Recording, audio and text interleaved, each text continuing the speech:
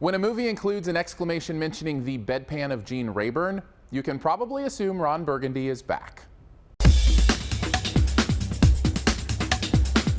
Anchorman 2, The Legend Continues, is the sequel to Will Ferrell's comedy hit Anchorman.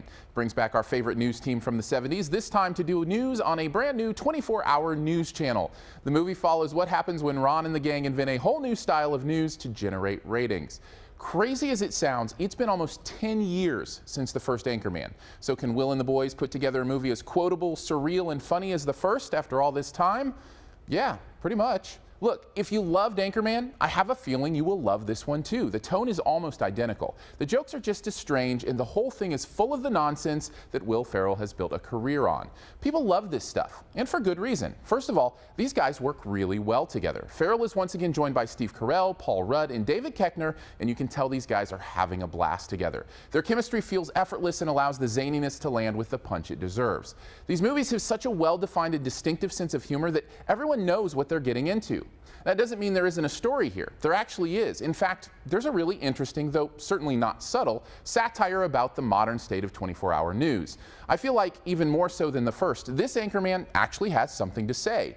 But the best thing for me was the star-studded, cameo-laden, beyond surreal finale. I refuse to give anything away, but it was just moment after moment of, I can't believe that such and such is in this, followed by 10 minutes of absolute insanity. Somehow, even more insane than the 110 minutes that preceded it. I do think it's important to note, though, that the movie does have stretches where it stops down the silly to further the story. When this happens, the movie can stall quite a bit, especially if you're mainly there to see the goofball savants do their thing.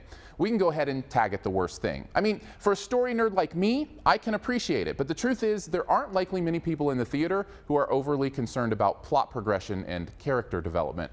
Plus, some of the moralizing about modern news does get a little bit strong at times. I think it works well when it's over-the-top satire, but when it's delivered as more serious plot, it just feels a bit off.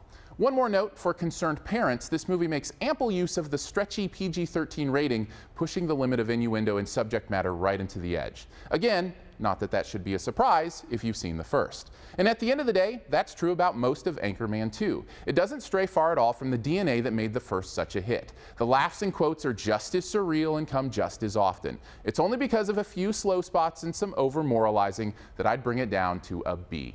Thanks for checking out this Your Movie Friend review. You can stay tuned for this review's best ever challenge here in a bit. First, I'm going to put up some stuff over here you can click on if you'd like to subscribe, which I'd very much appreciate. You can do so by clicking this big gray subscribe button. Want to see more reviews? You can click over here to see reviews of the documentary Tim's Vermeer, the Oscar contender American Hustle, or the CG dino flick Walking with Dinosaurs. You can also click the logo right up here to go to yourmoviefriend.com. There you can search by title for reviews.